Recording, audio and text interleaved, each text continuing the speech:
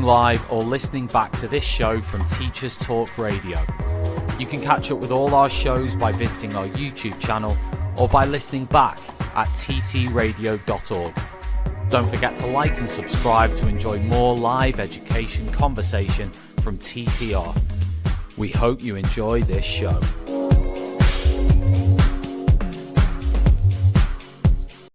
Outstanding and world-class vision and world-class this. I'm a real leadership geek, honestly. I've spent my whole career reading books and chatting to people. I just find the whole thing and the announcement, the way it's been announced, bizarre. If you could move away from a model where teachers are so intensely focused.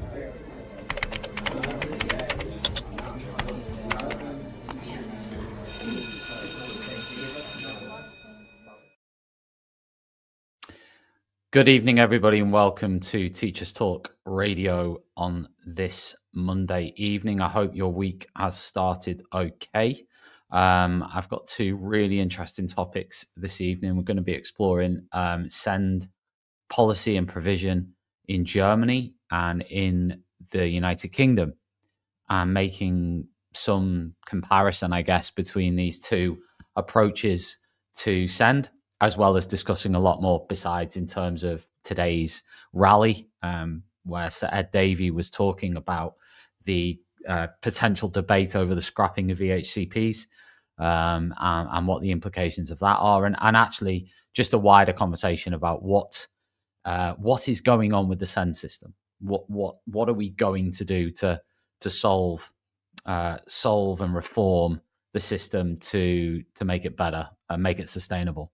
So that's basically part one. In part two of the show, going to be looking at personal development in schools with a current assistant head teacher, how Carly Holness has been working on personal development within her school, some really impressive work and ideas. So that'll be really interesting in part two to look at that, and careers as well. We'll filter into that conversation. So yeah, it's a double pronged show, probably going to be on here for the next hour and a half. So it would be wonderful if you fancy commenting or getting involved in the conversation, then please do. You know where you can. You can do it on YouTube if you're watching there. You can do it on LinkedIn if you're watching there. You can do it on X if you're watching there, and Facebook as well if you're watching there. So get involved in the conversation. Let us know, even if it's just as simple as a little like and subscribe if you're enjoying the content that we have here at Teachers Talk Radio. Talking of live education conversation, which is what we do, this show is going to be brought to you by some fantastic sponsors. I'll start with Hachette Learning, who sponsor all of our shows at Teachers Talk Radio, a fantastic publisher of educational books and resources for teachers around the world.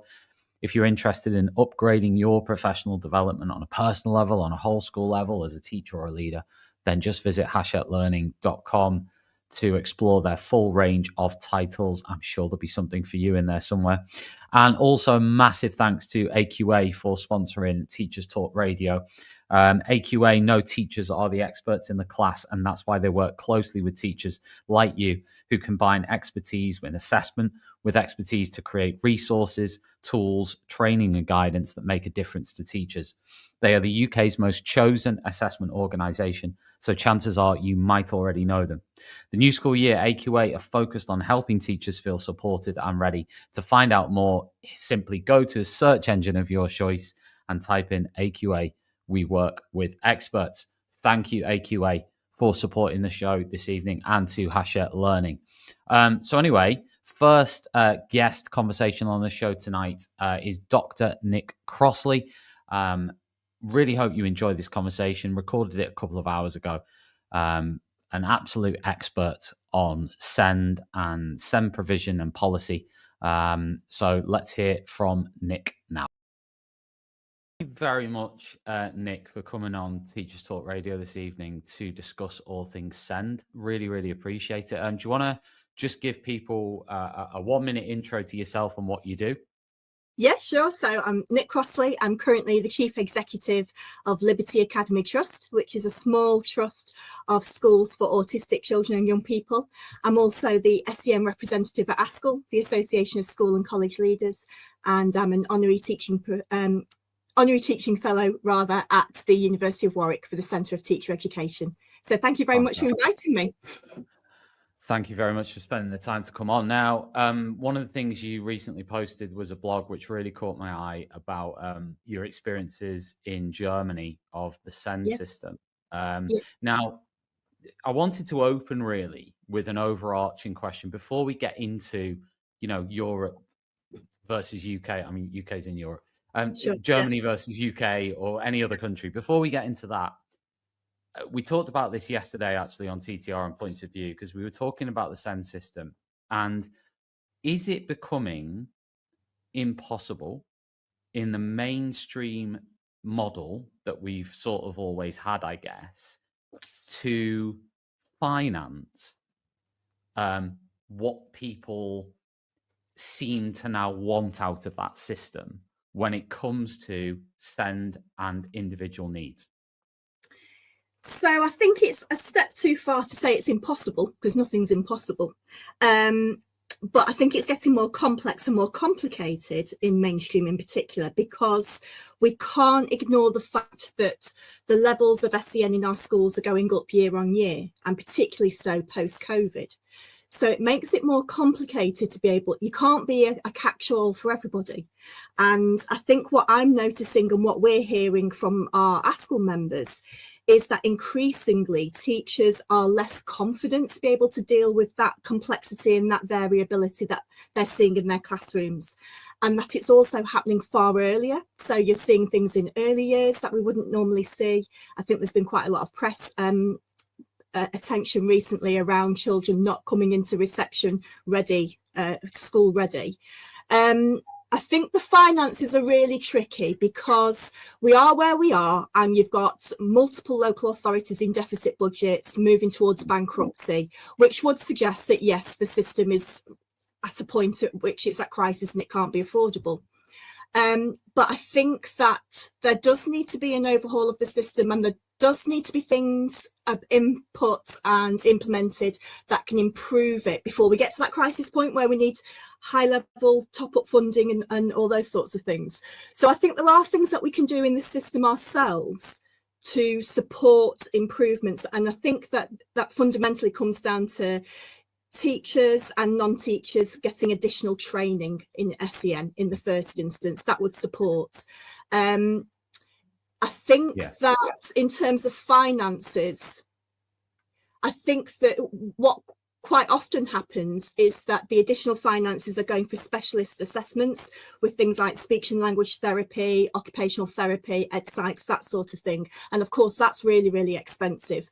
But I also think there are things that we can do earlier on which stops the need to go to those specialists and save those for the very, very complex cases. So I've not really answered that. I'm sorry, it's very complex. No, what you said makes perfect sense. I mean, we know that EHCPs are up by 140% between 2015 and 2024. Now, I don't know much about the debate around EHCPs, but what I do know is in the march today, one of the issues is that apparently there's a debate over sort of, I don't know about cutting the EHCPs, but certainly, getting rid of them or reforming them or whatever. Yeah. And that's quite worrying for families. Yeah. I'm preempting here. Do you want me to go into whether... I don't actually have, I mean, my personal sort of question or point was going to be around that percentage increase can't, as far as I'm seeing it, can't continue to go up in that same way, because there can't be a bottomless sort of pit of finances, if that makes sense, for that. Unless, I mean, the example I gave, I think yesterday was, are we moving towards a place which, in my opinion, is just an impossible utopia of having your mainstream school system and another set of buildings and schools that run side by side to the mainstream system, and then perhaps even a third version of that for kids? I just think there's, within this sort of inclusive system that we have, and I'm not saying that's perfect, by the way, I'm not saying that is the future either, but I'm saying that's what we currently have, that's what we've always had. So I'm struggling with those numbers to see how that's going to work. Well, and to be fair, from the specialist sector, we're struggling with numbers as well because we are full to capacity and more so. Sure. In terms of what people are talking about as overdiagnosis, over-reliance on EHCPs, I think, again, we've got to be a little bit careful with the data. So, yes, there's been a significant increase, but there was also a significant cessation during COVID. So I think what we're seeing this year in particular is kind of an accelerated catch-up because local authorities had pared back services over COVID. They weren't really doing statutory assessments, and I think they're still playing catch up. That being said, I completely see, we've seen it over the last 5 to 10 years, how statutory assessments have gone up and gone up and gone up, and how that's created that pressure on the high needs block. So I think it could be that we're getting to a system or a state of play where we appreciate that neurodiversity is the norm and not the exception. And if we all have elements of neurodivergent tendencies, then maybe we should be thinking about how do we meet those needs rather than thinking about specifics and identifying children and labelling them. I think labelling has got a bit of a problem because within our system, we are driven by a medicalised deficit model, and that's not helpful. And the system that we've got, which is impacting on the high needs block as well, is you've got to prove the deficits of the kids before you can get the funding. And that seems like, that just seems the wrong way to go for me, because if we're going for education for all, inclusive education system, then we should be focusing on the strengths of individuals and looking at in which we can bridge the gaps between any challenges that they have, rather than saying and focusing on these are the things that they can't do, therefore I need more money to be able to bridge that gap. In terms of education systems and schooling, we already have this. We've got mainstream, we've got specialist schools, and then within the specialist schools, we've either got state funded or independent funded. And I completely agree in terms of trying to create an inclusive system, that the system we've got right now is not inclusive, and that by very nature of my schools are exclusive. You've got to have an EHCP, you've got to be identified as autistic. So in that sense, philosophically, I struggle with that because I'm advocating for inclusion, but my schools are exclusive.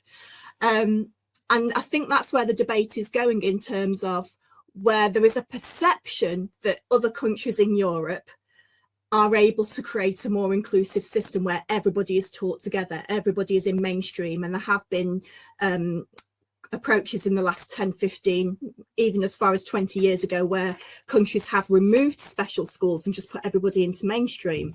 But that's not without its problems. And as you say, this utopia, I would probably agree with you. I don't think the utopia exists because it's so complex. You would have to spend an inordinate amount of money to remove all of the specialist provision to make sure that the mainstreams were set up to be able to cope with that complexity. Sure. So if that utopia doesn't exist, and I don't believe it does, hence within that was my sort of scenario, saying that can't exist. It just can't in any country. It couldn't exist like that. So if that's the case, and that couldn't exist, then therefore we need to work within the sort of boundaries of a broad system to what we have now. And I guess, like I said, there's going to come a sort of breaking point where you either just give up and go, we're just going to pour more money in, or we're going to. I mean, yesterday we were talking about tax rises and all sorts, and having a good old debate about that, right?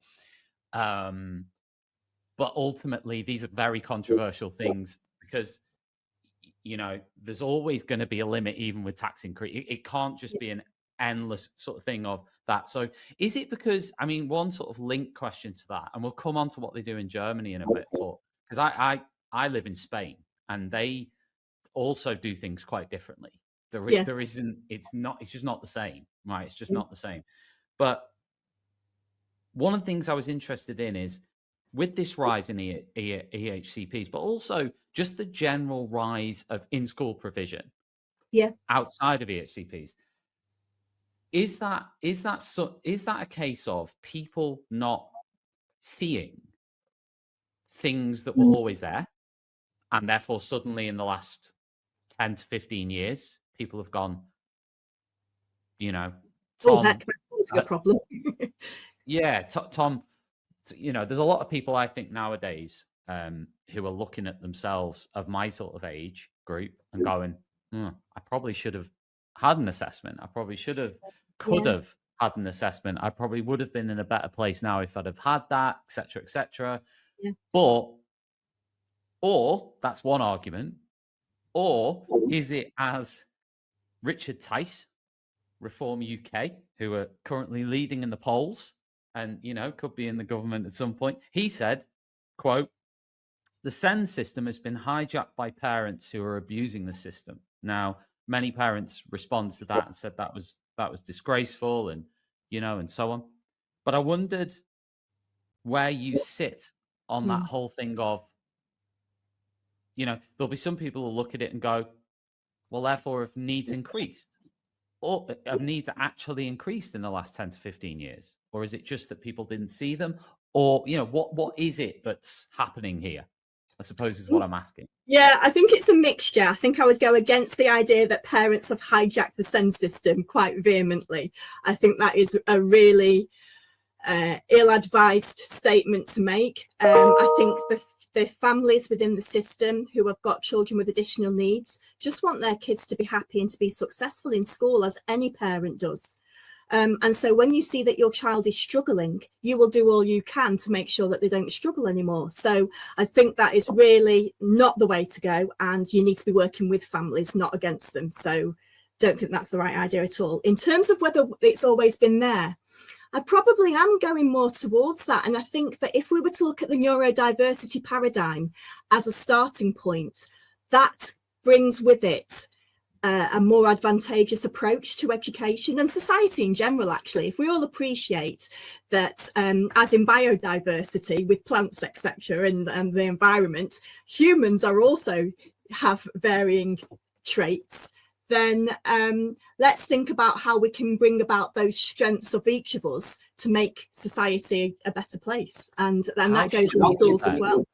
Because I'm not disagreeing with anything you just said, but how then should somebody talk then about neurodivergence, right? If along the approach you've just said, because correct me if I'm wrong, if that's the way of looking at it, which I'm actually pretty much on board with what you just said, therefore, does that mean that in debate or conversations in schools, policy decisions, whatever the context is, how do you then talk about neurodivergence?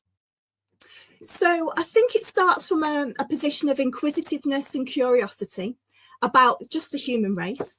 And when you've got a class in front of you, if we take it to school as an example, you don't come in with any preconceived ideas of what they can or they can't do. And as we would do with academic assessments, you'd make an assessment at the start of the year about what can't they do. Going back to standard pedagogy, give them a cold task, find out where the gaps are, and then think about how you adapt your practice and the pedagogy going forward. And I think that is what teachers do anyway. But where I think that it becomes problematic is because I think we get frightened by the labels. I think we get frightened by the fact that there is increasing SEN in our classrooms, that ECTs are saying that they don't really know how best to adapt their practice for SEN. And that's been an ongoing theme over the last 10 years. And so what we need to do across the system is we need to improve our CPD package for our trainee teachers. And what we've done there is we've taken the early career framework and we've just interwoven elements of inclusion throughout all of that framework. Because as we've been talking about, and as from a neurodiversity paradigm, it's about seeing that difference is a benefit and not as a deficit. And so we need to be able to see right at the start, what do we need to do? And this is drawing upon the idea of universal design for learning, which came out of America in the 1990s. This idea of how do you create a curriculum? How do you create an environment which meets the needs of everybody? And And therefore you think about what's the greatest complexity and how does that therefore benefit everybody. So it's a case of, you know, thinking about who's in front of you and then making those adaptations. And this is where the German trip came in, because I will definitely be hearing people saying, but that takes loads of time and I haven't got time. And there is an element of that, in that if you are making adaptations and you've got a big class with lots of divergence in there, then yes, it can add time, and planning and preparation could increase as a result. But that's where I think that CPD programs and peer support and peer development, peer planning is the thing that we've got to do. We've got to act smartly and use our times carefully, and just make sure that once we've got pedagogy and practice in place, we can make tweaks year on year. I mean, I'm an English teacher by trade. And so if I was going in and I was teaching, I don't know, Hamlet or Midsummer Night's Dream, the basics of that text and of the culture that comes with it and of the history is not really going to change over time. It's not going to change at all, because the content is the content. However, depending on who I've got in front of me, what their prior attainment is like, what their prior understanding is, what their cognitive ability is, I will tweak it to make it accessible for them. And that's not necessarily going to take me loads of time. Although it depends to what degree you're saying, because if we are moving to a place where people are saying we have to meet the needs of every single learner, right? Yep. And there's a difference between meeting the needs of learners in a mainstream classroom, because that's within the remit of what you can actually do as a human being, and sort of, I mean, you know, I guess that comes back to my original question about the sort of that I use that phrase of sort of, is it becoming impossible in a mainstream schooling model to do what people more and more are expecting of the system, wanting and expecting, which I guess is why you've seen and again, I'm not actually against this idea, but you know, we've seen an increase in homeschooling. People saying, look, you're not able to do this, so therefore I'm going to educate my kids at home, right? And we've seen that in lots of domains, in terms of the curriculum, in terms of behavior, in terms of pedagogy, in terms of all the different things that happens in a school. You know, I think expectations have maybe increased on what can happen. I guess I, as a sort of teacher with my teacher hat on, having always, well, not always actually, because I was in a special school last year for 18 months. But apart from that, having spent the most amount of time in my career in the mainstream environment, and actually that was good for me to go into a SEND environment, because the class sizes were 6, 8, 10, 12, whatever, you know, whatever it was. Whereas obviously most mainstream, you're looking at 30. And when you've got 30 or around that number, it's I agree with what you're saying about, you know, let's try and do more. But you're in a position where, I mean, even on the basis of what you said about knowledge, I mean, the amount of stuff, history, where I'm having to update my knowledge base to sort of get on board with scholarship and all the rest of it every year or two is high, to get on board with new ways of actually teaching material, the actual content, and the GCSE demands and A-level demands have gone up and all the rest of it. Yeah. So I agree with you on the training element. Like, I get that when you're saying we need to have more awareness and more training on how to teach. For example, I did a show a few weeks ago on dyslexia, right? And, you know, okay, some of what was said in the conversation, I was like, yeah, I do that, sort of, I do that, and I've always done that. But then there were other bits I was like, oh, you know, I actually, this is a bigger area than you sort of anticipate. And that would probably be the same with autism or with other areas. And, you know, there is a lot. I mean, I had zero training as a trainee. Yeah, me too. Yeah, me too. Yeah, Nothing. 2007, nothing. Yeah. Now, I don't know, though, again, it's about expectations within the system of what happens in that classroom, right? I mean, there's some schools out there. Now, again, this is me putting what's happening out there rather than making a comment on it. If you take schools that get high progress 8 or high in the league tables, they're often schools from that traditional focus with children sort of sitting in rows, reciting things, doing quizzing, doing Q&A with the teacher, direct instruction. They seem to be the ones that are doing best in exams. Now, the cynic in me would say, well, that's exams. That's they're training them for exams. But there is sort of something happening there in that direction and then there's this other direction, which you're sort of saying, which is, no, we actually need to go the other way of, personalized learning, if you remember, because that was my era. Well, no, so I wouldn't go down that route right. So this is where there's an assumption made that SEN equals low attainment. And that's not the case at all. So in my schools, we have an academic curriculum, and the expectation is that they will all learn core subjects, but at a level that's appropriate for them and their starting points. Sure. So that might be that somebody's doing an entry level and will only get up to entry level 3 or go to a functional skills 1. Somebody else might be doing GCSE going to A level. Then we've got to be very, very careful. And this is where I would advise teachers, and particularly trainee teachers, to just spend time to understand what the class is like in front of you, because SEN does not mean that they're not capable and they're not cognitively able. There are some children who do not have the cognitive ability to be able to function in a mainstream setting. And that's where, as a system, we have to make sure that the children are in the right settings for them and their ability. Now, it's not statistically significant what I'm about to say, but I've got children in my schools who for the GCSEs this year got 8s and 9s. Now, they weren't sat in rows and they weren't reciting. We were meeting the need. And yes, granted, this class sizes are smaller.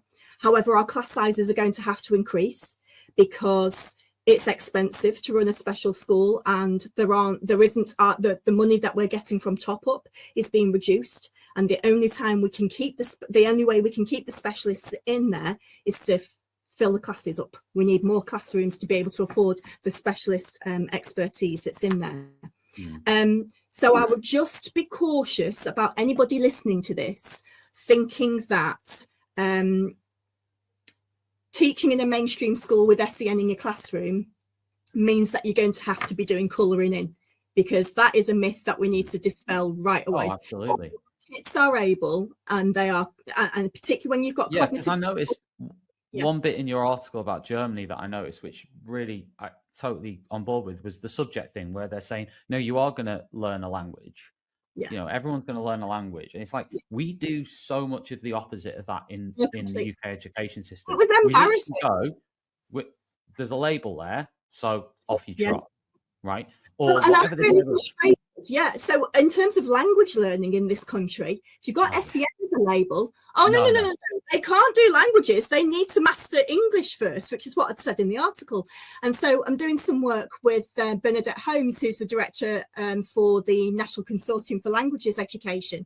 And it was with her and the Goethe Institute that we went over to Germany. But honestly, it put us all to shame. There was 15, 20 of us there from the 4 nations.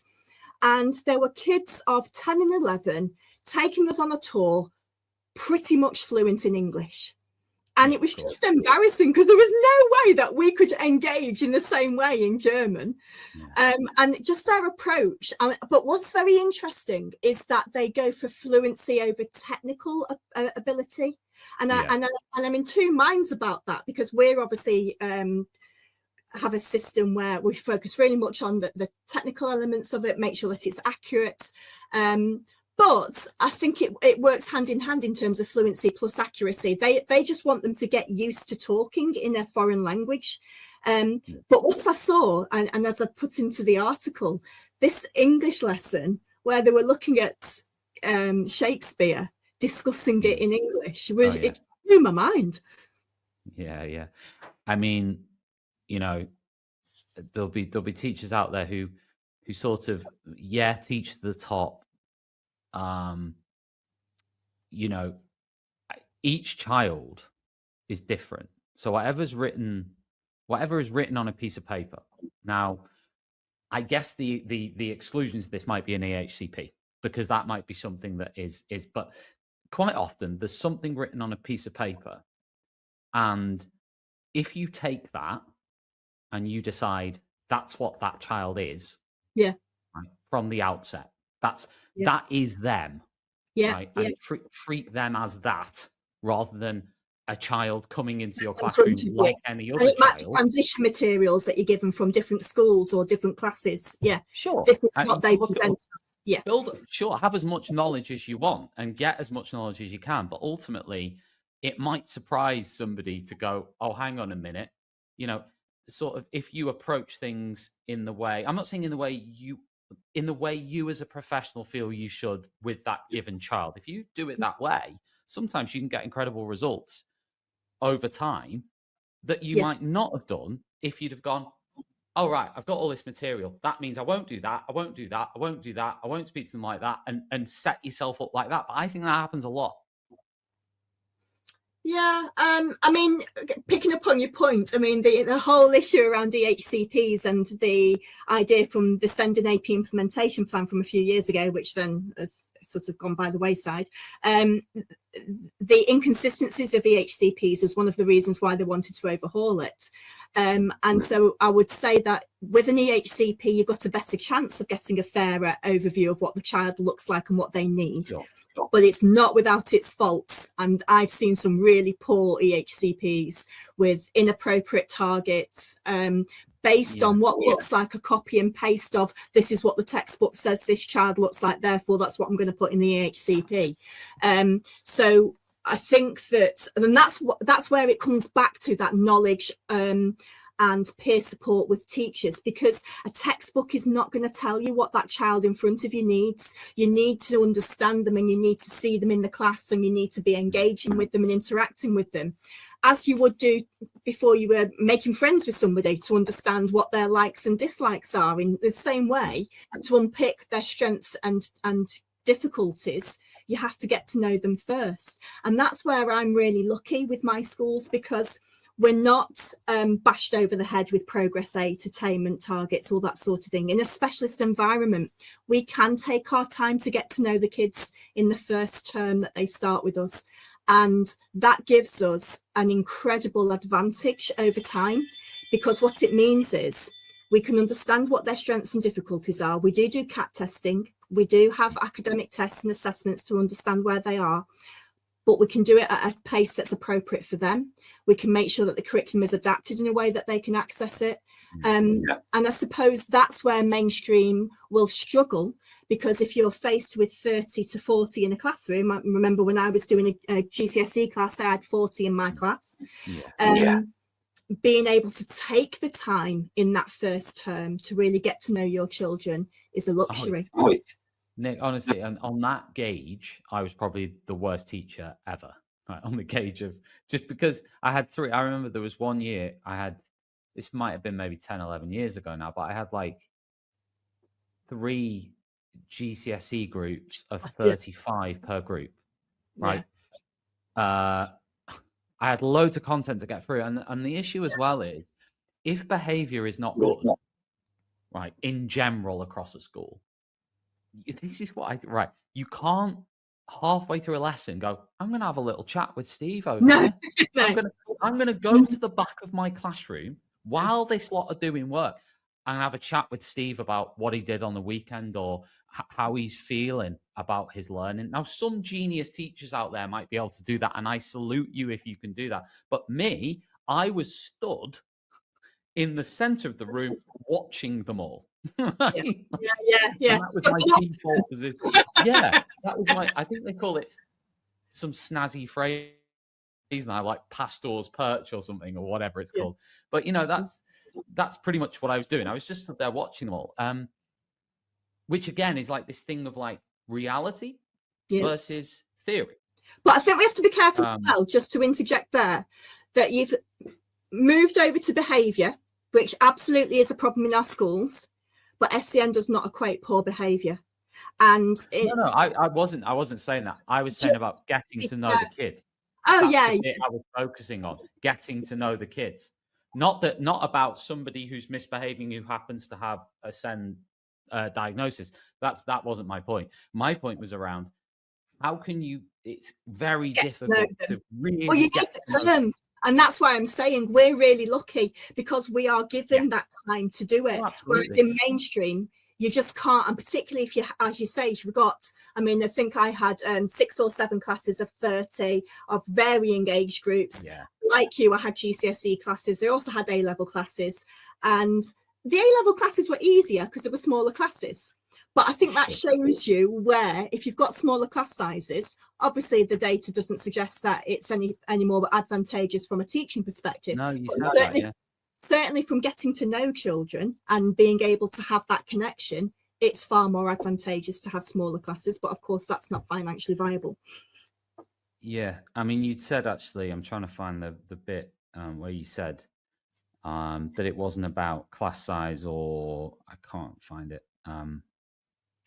But you said it was more about maybe the understanding, the training, rather than class size, the confidence, teacher confidence, you said. Confidence, yeah, it's the thing that keeps coming through in feedback to ASCL and when I'm doing visits, and particularly from early career teachers, because the issue is that it's dependent on the provider. So you might get an hour, you might get a module, you might get a full term of training around SEN.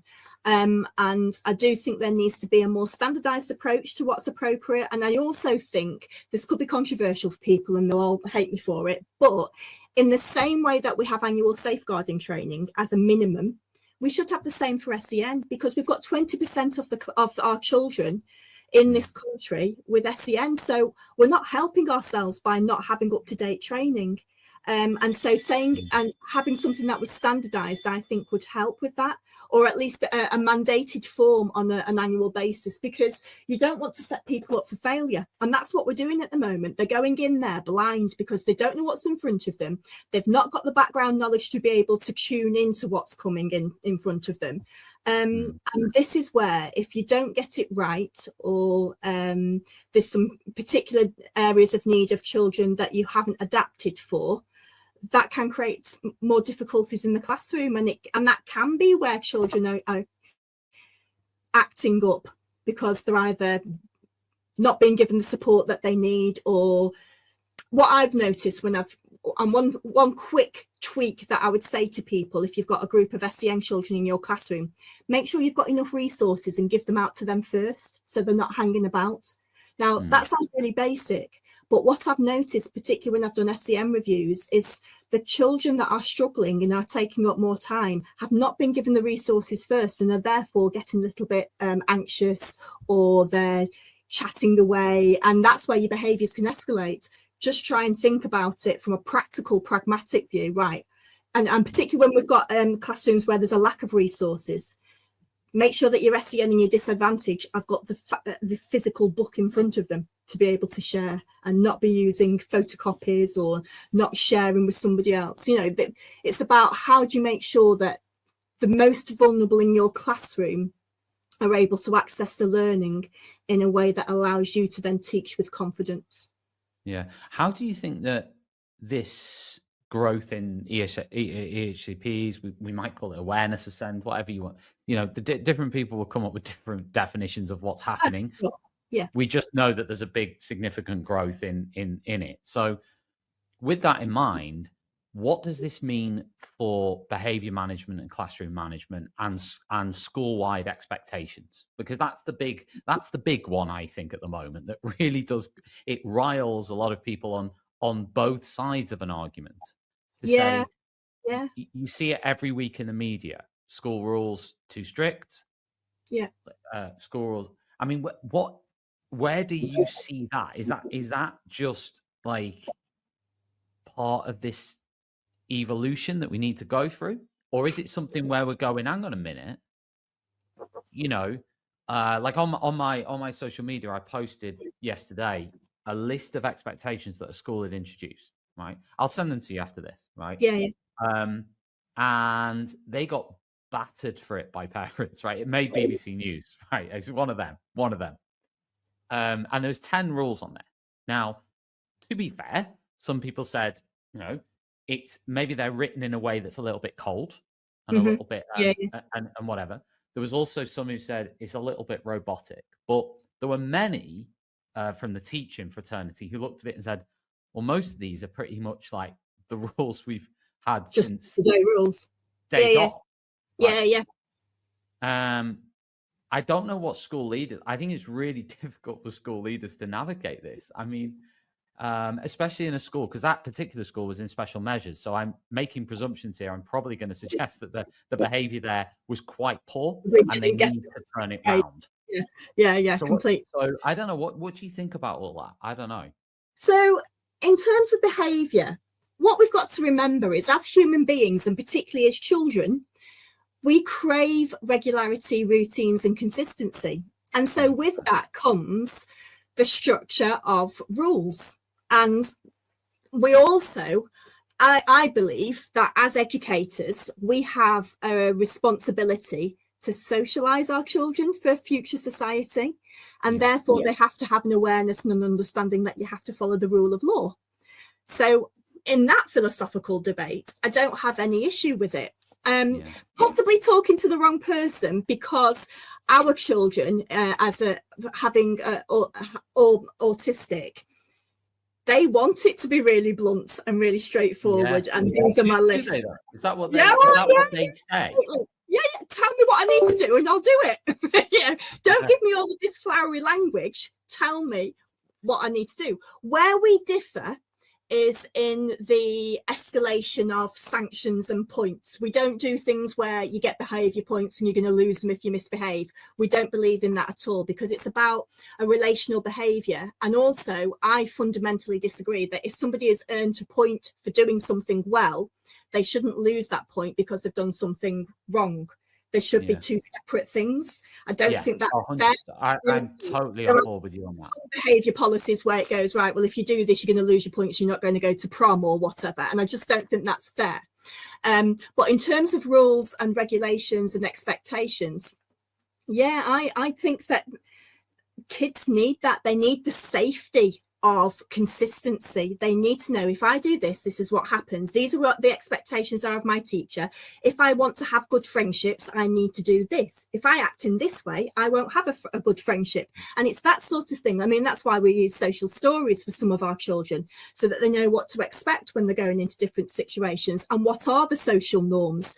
And that's why, as part of our curriculum offer, we have a communication curriculum, because if you look at the generic around what are the needs of autistic individuals, the majority of us struggle with social communication. And so it would be madness not to have a communication element to our curriculum to support our children about it, with how do you communicate now and in the future? As an adult, what are the norms of expectations?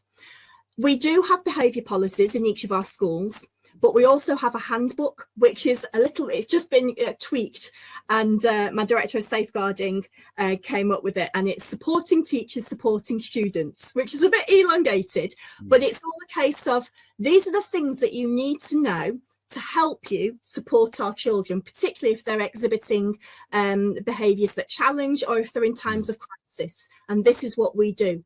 But we still have behaviour policies that say these are our expectations. But what we also do, and again, this is where we're lucky and mainstream possibly don't have the time to do this, we co-create our rules in our schools. So the behaviour charters are created with the children in the classroom, because then if you're breaking it, look, you're breaking what we agreed right at the start of the year, and that's not on as a member of our community. And that's where we do take time to do that. We also take time to look at lots of behavioural theory, looking at zones of regulation. We look at different types of, punitive approaches versus restorative approaches, and have a discussion about it. But again, I completely understand, coming from a mainstream background, that's a luxury in the mainstream environment, to be able to sit down maybe in your PSHE session or your full time to really talk about behaviour and talk about expectations.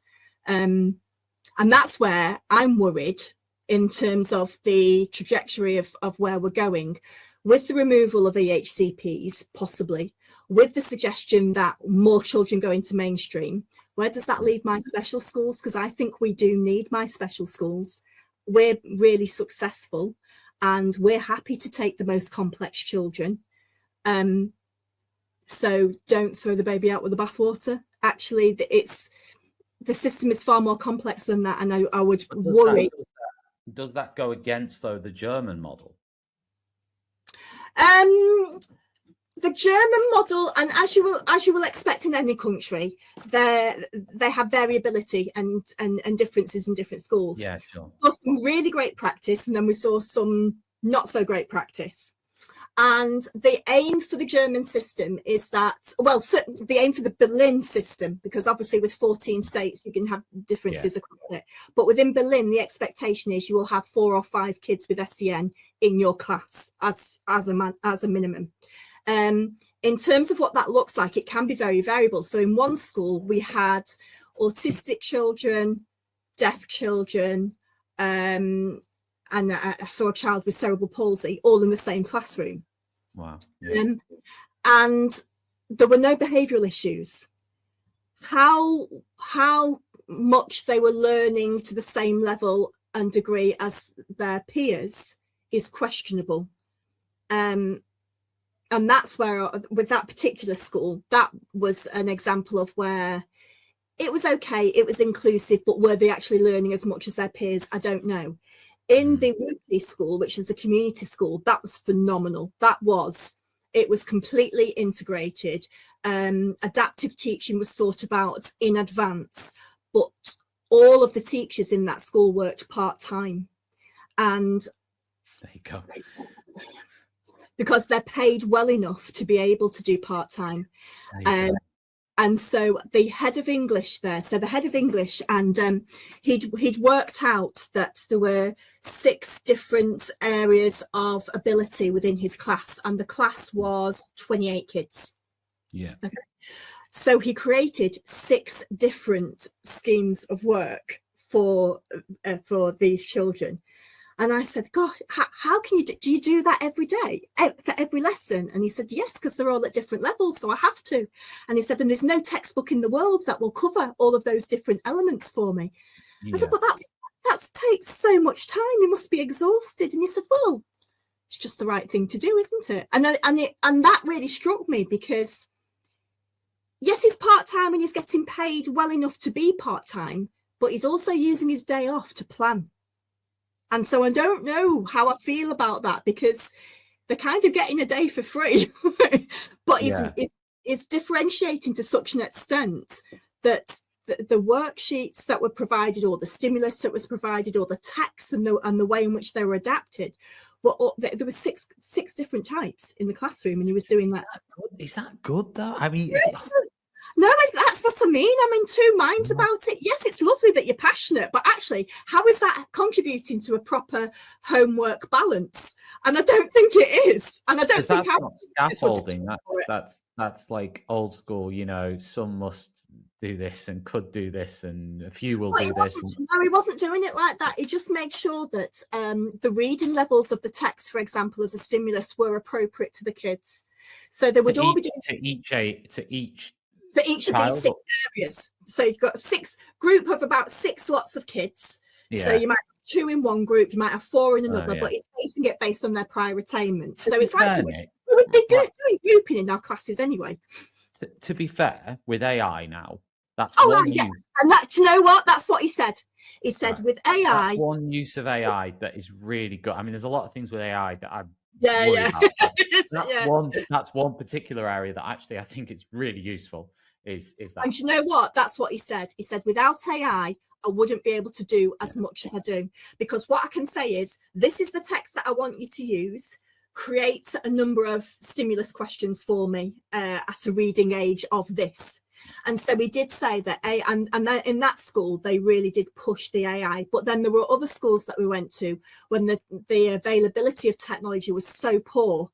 They were just dependent on textbooks. And so again, as I saw within Germany, the approach to SEN, the approach to inclusion was still variable. However, where I did see improvements and where I think it was better than us was still around the vocational stuff. They still do vocational far better than us, and they value it. And in that respect, the progression routes and the trajectory for your SEN is going to be more beneficial, because they can go to a specialist college and have a work placement and have a job at the end of it. And I think that's where we miss it in this country. We quite often, I believe, think about our respective key stages or phases, and we don't actually think about the citizen of the future that we need for economic prosperity as well as independent living.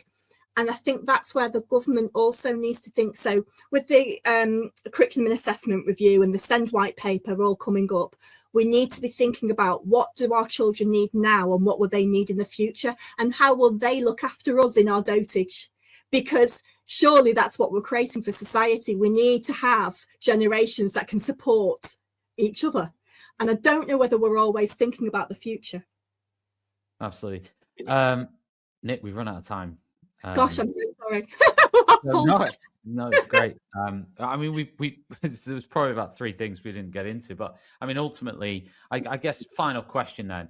If you had a takeaway, Germany versus UK on SEND provision, and you had to pick, let's say, 2 things from Germany that were either surprising or better, I'll let you decide.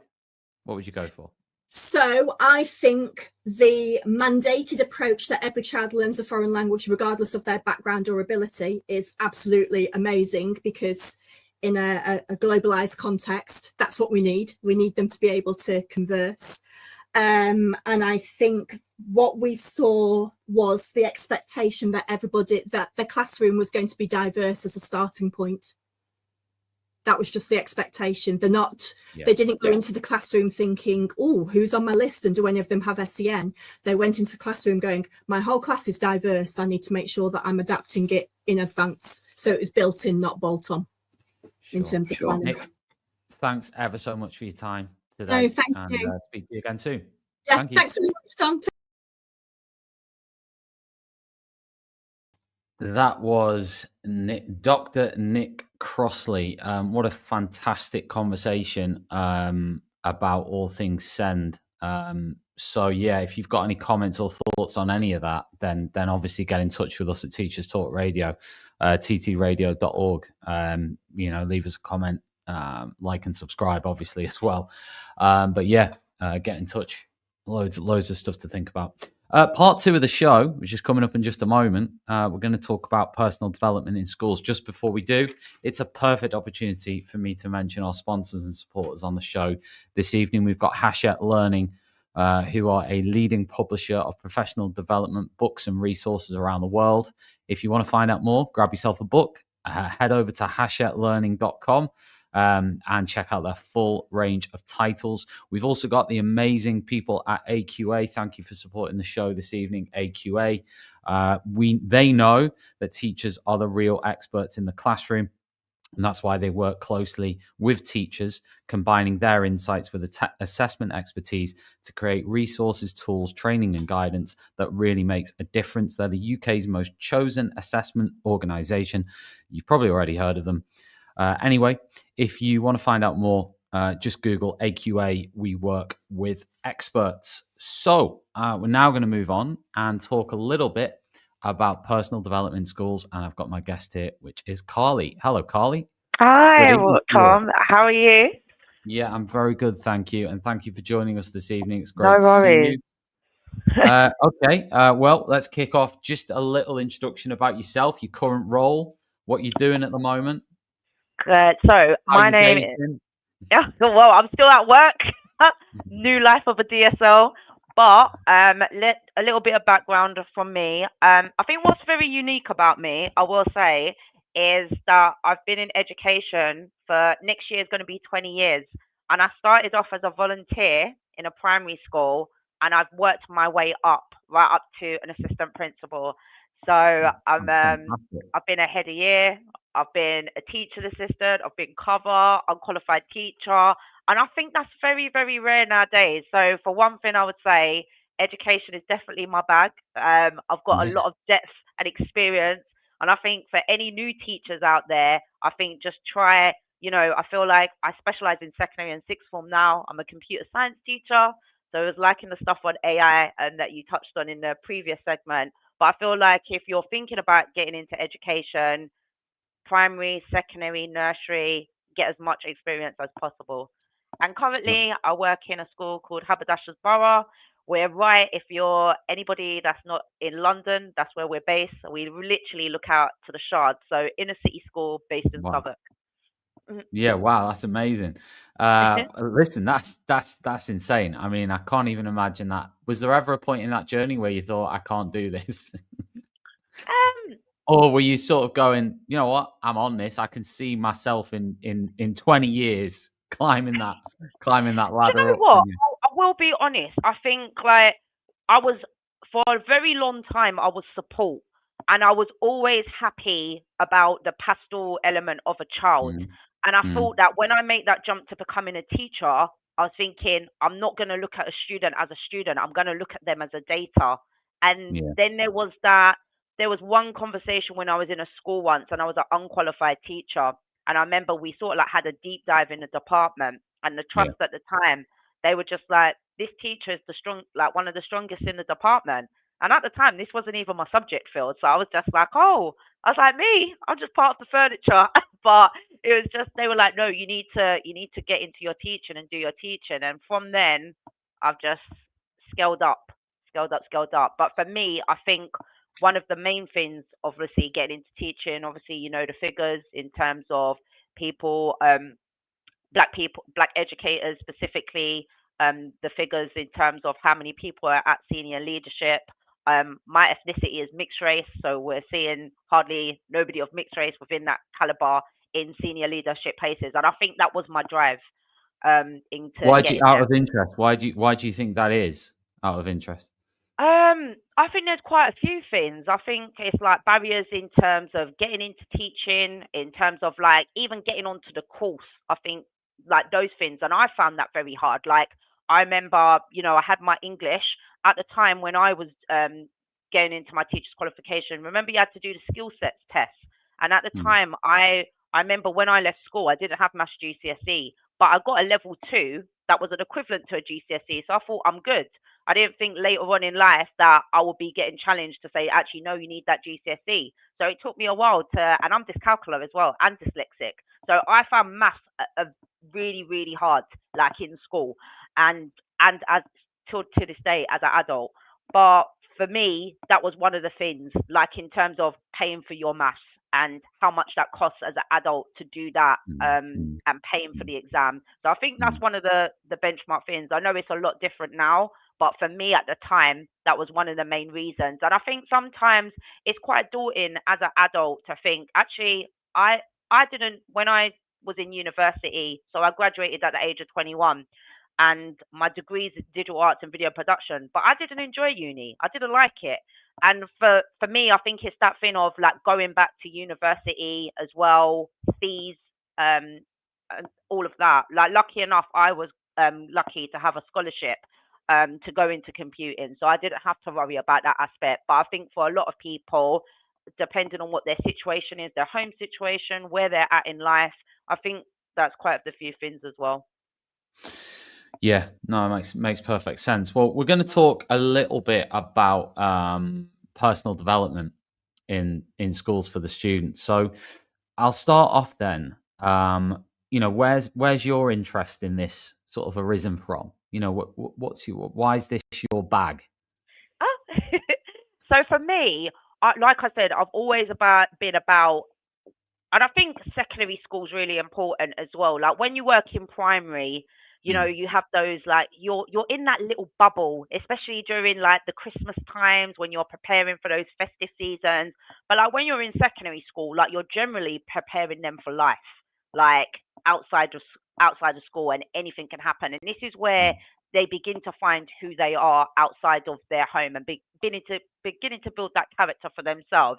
So for me, I think that's where it stemmed from in terms of helping the younger people of today, the younger people within the community, become the citizens of tomorrow. So that's where it all stemmed for. And like I said, going back to when I was in school, I don't ever feel like I had.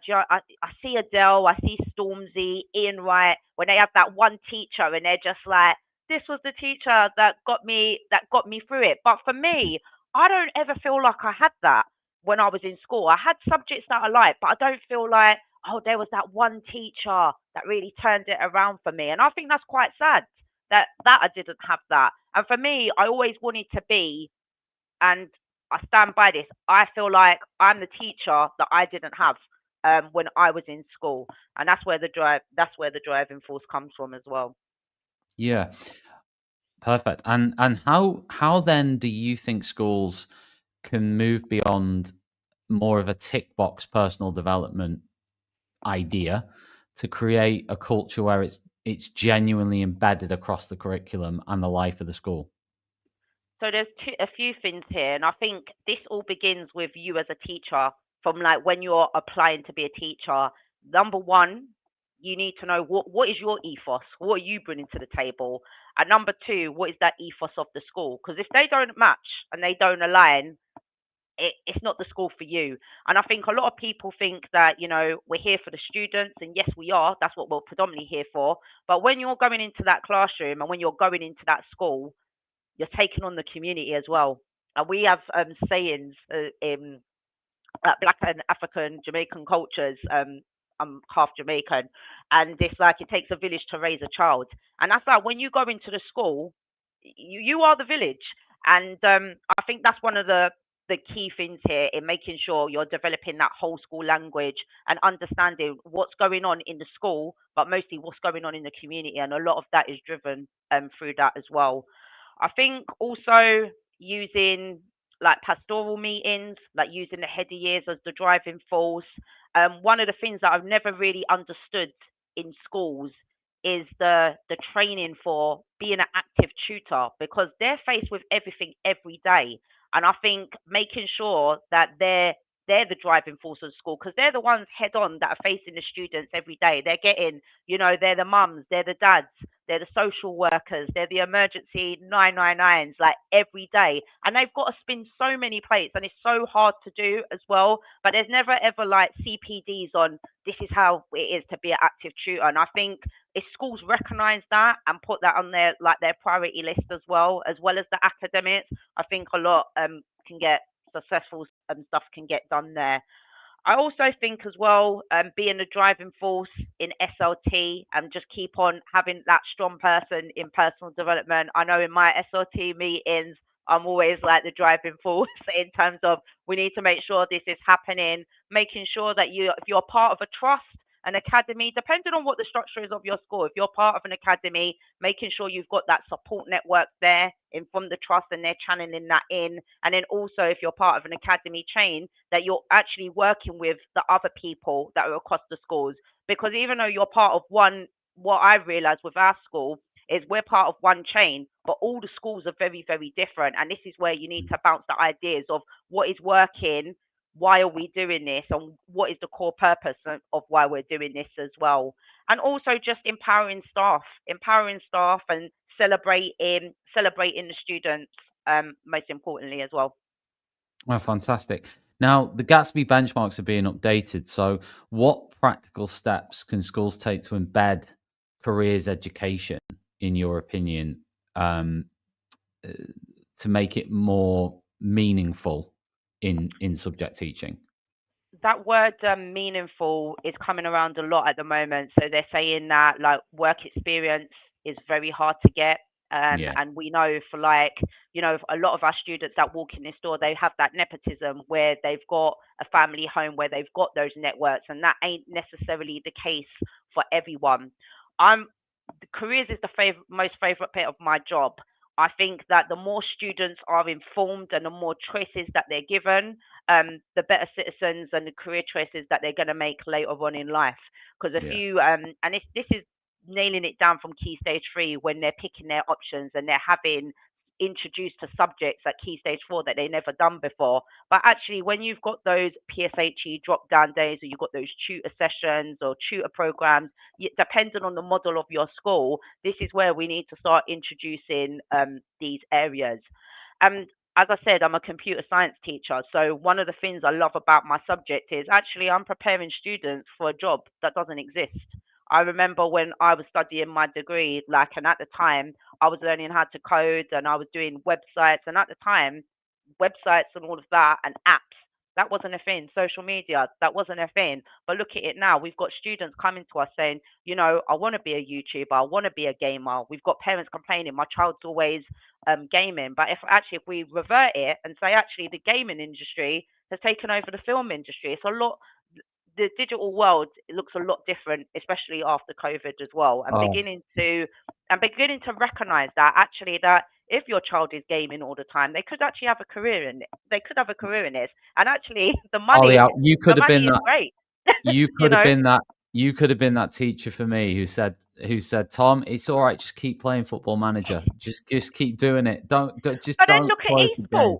Esports is a Yeah, big field, nice. and you could have been successful with that as well. And I think that we need to listen to the student voice, because we're at that stage now where the parent carers are not part of that digital age, and the younger generation. We've got students, not even students, we've got babies as young as 2 that are being able to navigate an iPad and are just fluently digital, whereas the older generation and sort of the middle aged people, they're part of that transition where it's like the old and new.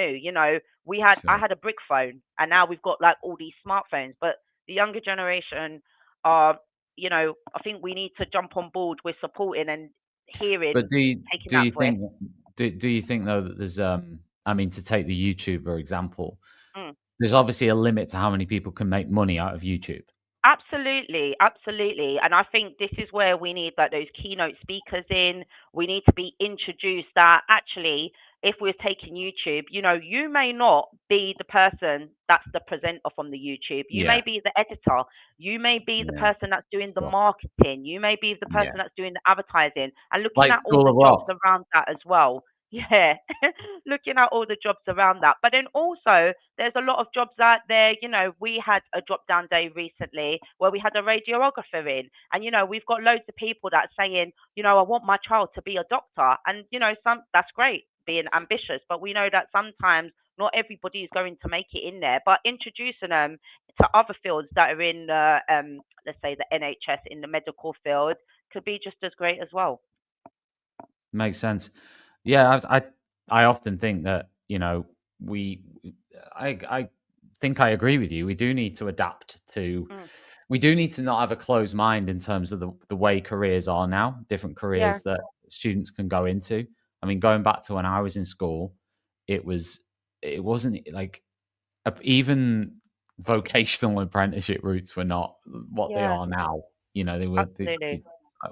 I agree with that. Okay, so what do you think effective student leadership looks like then? How can schools ensure it's inclusive, developmental, impactful, rather than just tokenistic?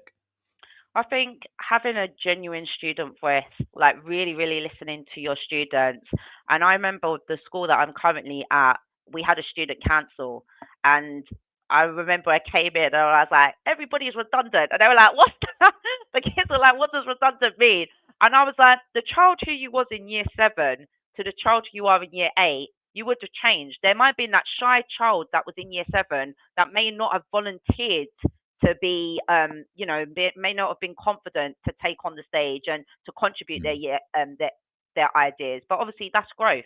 So every year with our student councils, we do that whole democracy where we elect every year and so forth. And some students get really hurt, and I'm like, we've got these elections next week, and I've got students saying, am I going to be on the student council? Am I going to be like the house captain? And it was just like, well, it depends on what the form want. Are you the best person to represent your form this year? Did you do a good enough job last year? Did you make changes?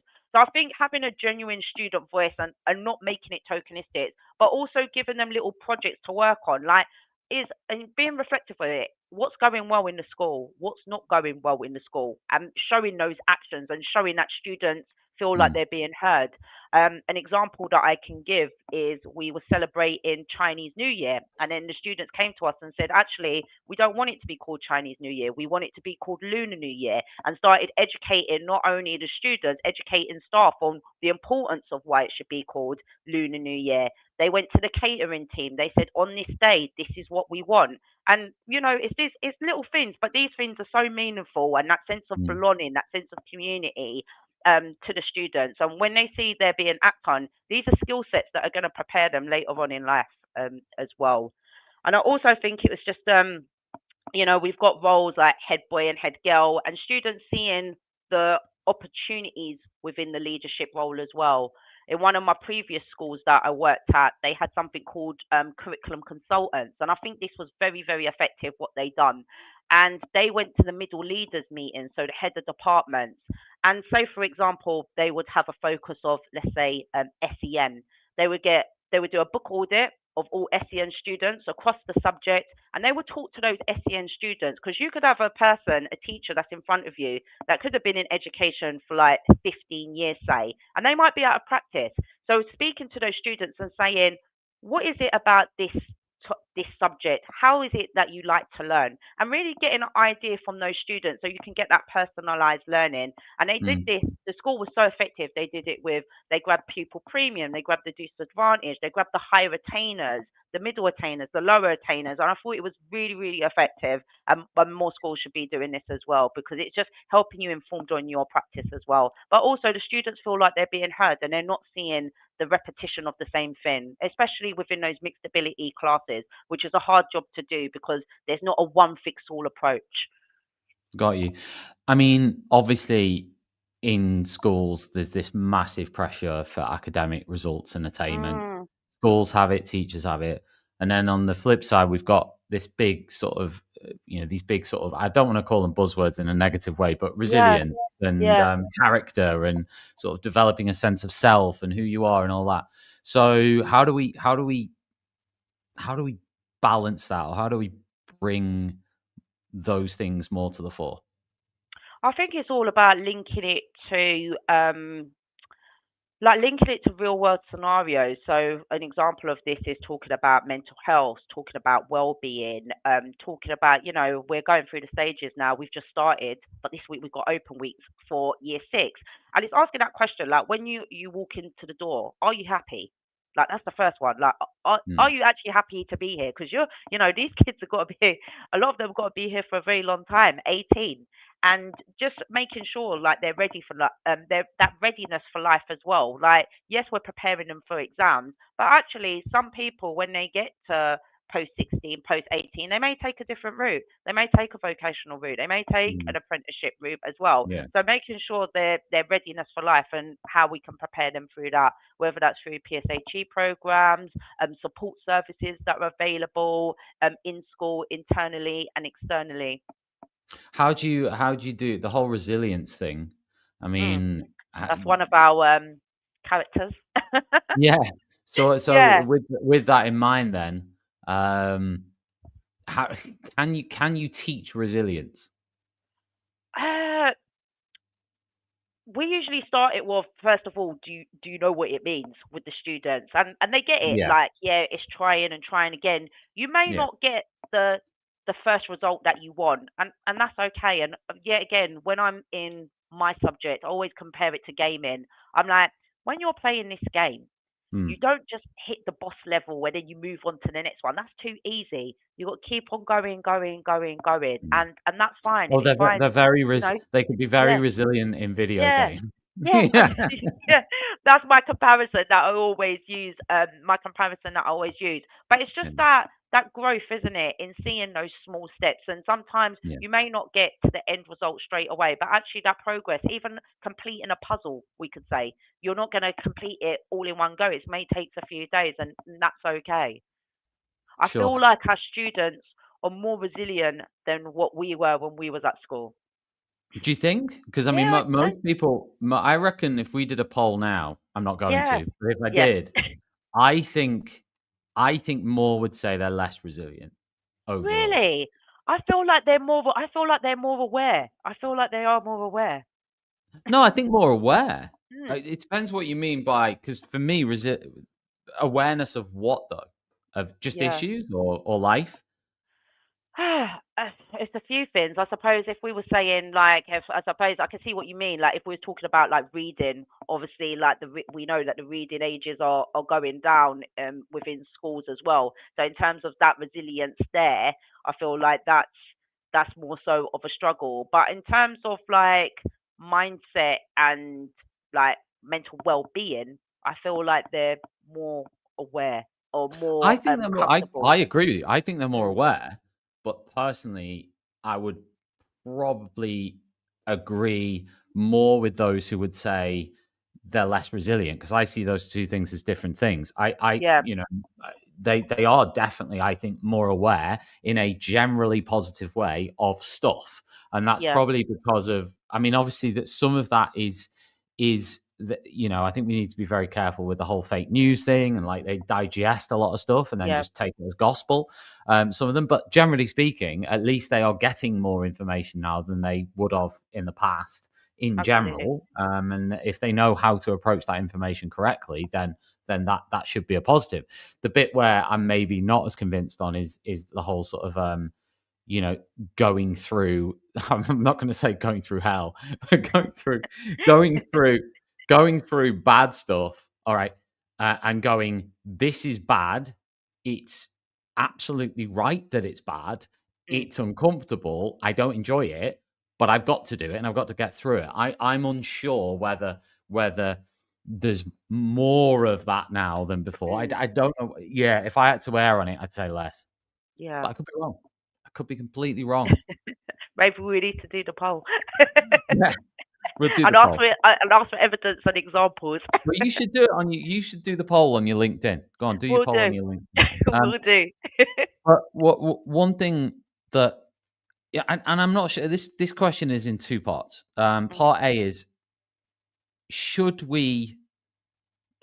can you or should we track evidence or look at personal development and careers education of something that's trackable, or you know, sort of looking at it from that perspective, or is it something more organic that, you know, is more like something you can't measure as Yeah. much? So I think both. I think it's hard to measure. This is one of the things that I'm very, very good at. So for me, I like tracking everything. So, and the reason why I like tracking everything, and I call it priority versus privilege. So when we go, an example of this is trips within our school. So we had a record of 156 trips last year, and the aim of it is no Wow, child is left behind.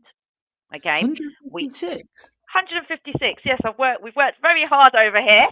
It was 137 last year, so we had 156, and this Wow, varied decent. from curriculum trips, Mm, careers trips, sporting fixtures, yeah. leadership opportunities. And with this data tracking, we could see how many children were going on what trip. And Mm, sometimes, unfortunately, some teachers have that bias where they're like, I can't take that child away because they don't behave in the classroom, so I'm not taking them out. But the ones that are not behaving in the school, they need those outdoors experiences even more because they've got a different way of learning. And then there were some students, let's say Tom. Tom was doing the right thing. He was always getting picked. He was the ambassador for sports, was going on the most trips. And it was just like, hang on, when you've got that one person or that team of personal development reviewing that data and they're like, hold on, there's a bit of a bias here.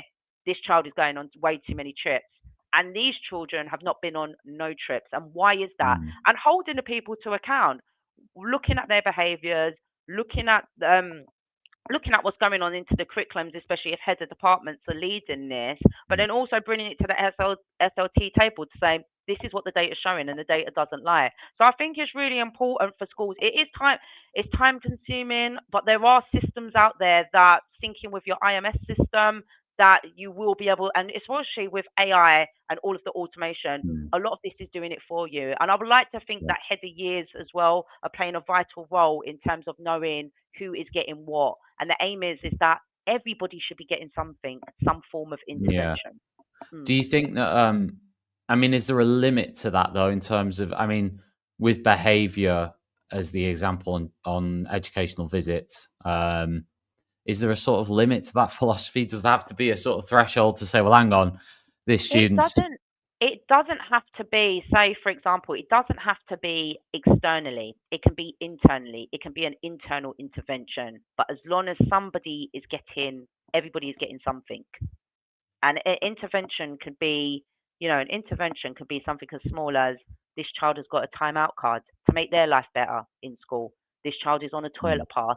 An intervention can be like a careers intervention that's happening in school or homework clubs.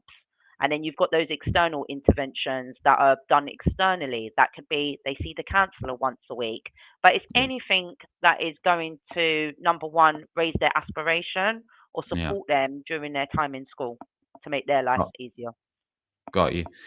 Carly, it's been great chatting. Thank you. And some fantastic ideas and things around personal development and how we can, increase the capacity that we have for that and do better with it, I suppose. It's interesting what you said about student voice, pupil voice, and getting that more. I mean, the department idea, I quite like that. I don't know how many departments do that. I mean, I quite like it.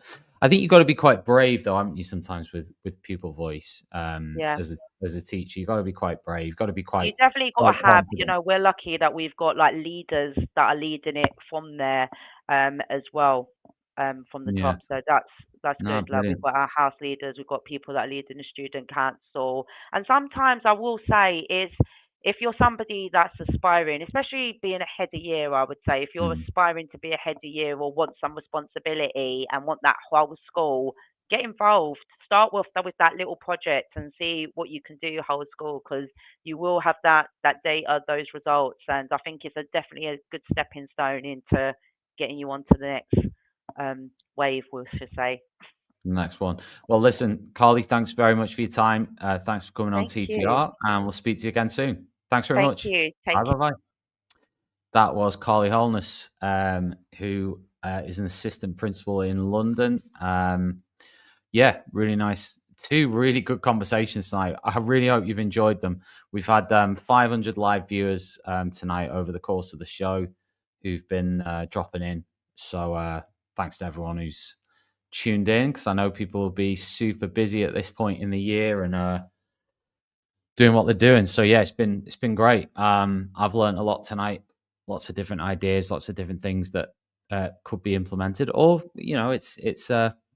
it could be that you don't. You just think, no, I'm not going to do that. But that's the whole point, isn't it? Of picking out the bits that we think can be helpful or effective or quality and add to what we do, I guess. So thanks everybody for tuning in. It's been absolutely brilliant.